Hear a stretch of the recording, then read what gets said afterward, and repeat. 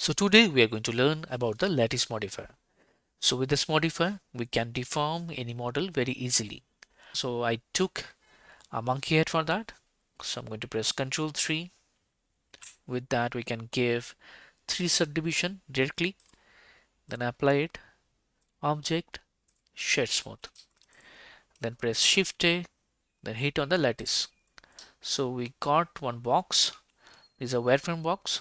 So this is your boundary. So you have to scale it according to your model. You can press S for that.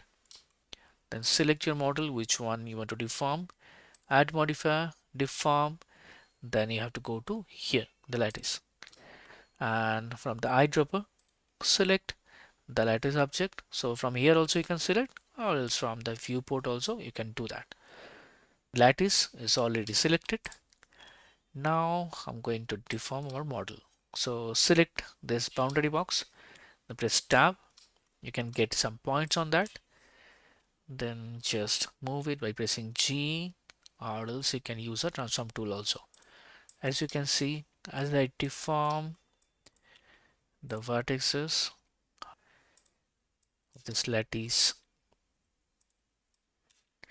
points, I can deform it very easily.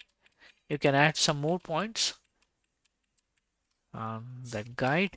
So for that you have to go here in the data section and you can increase the subdivision on that. So I'm giving 5. Then if you select any point and start deform it very minutely, you can deform each part.